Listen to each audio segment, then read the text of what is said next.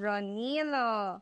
Okay, yan yung mga scores ninyo sa inyong ginawang activity kahapon about your dream profession someday. Okay? Sa mga nakakuha ng mababang score ha, pag-aralan niyo mabuti yan at mangarap palalo. Any questions? No, ma'am. Okay, class, dismiss. Goodbye and thank you, Ma'am Daya.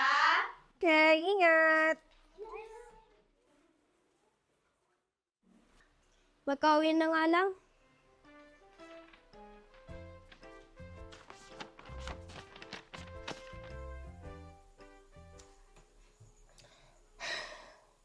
Paano ko nga ito sasabihin kay Ate Monica? Sigurado hindi yun matutuwa. Puntahan ko nga siya sa kwarto niya.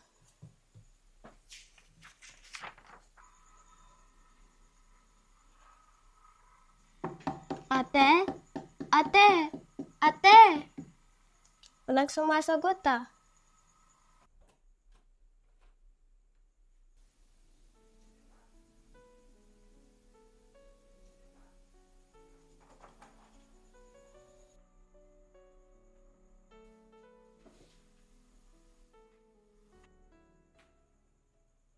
Wow!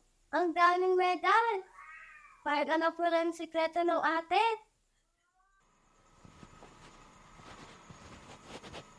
Oh, Ronilo, gising ka pa pala?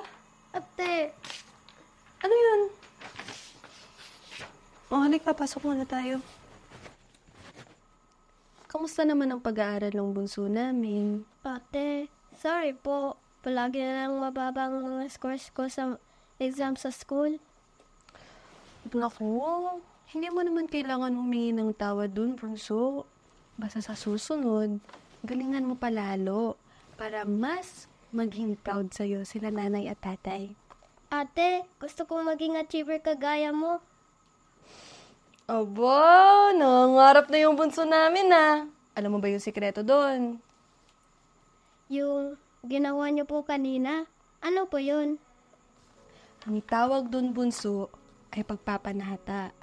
Sa nakatakdang oras, inilalaan natin ang ating sarili upang manalangin sa ating Panginoong Diyos.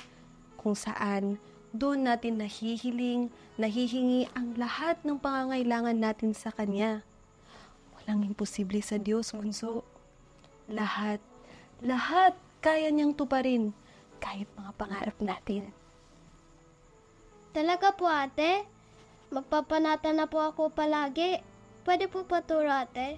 Oo naman, pero hindi yun nahahanggang sa pagpapanata lang, bunso. Dapat nilalakipan yun ng paggawa, kagaya ng pag-aaral. Kaya ikaw, mag-aral ka ng mabuti. Matuto ka ng study habits, ha? Opo ate, tatandaan ko po yan. Nakaka-proud talagang bunso namin. O sige, magbihis ka na muna, ha? Magpapanata pa tayo bago tayo matulog.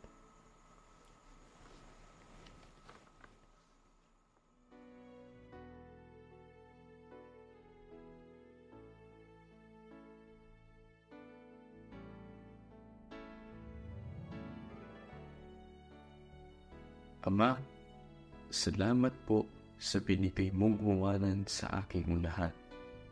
Dahil po sa Kanya, natuto akong magtiwala, sumampalataya at umasa sa magagawa mo sa aking buhay.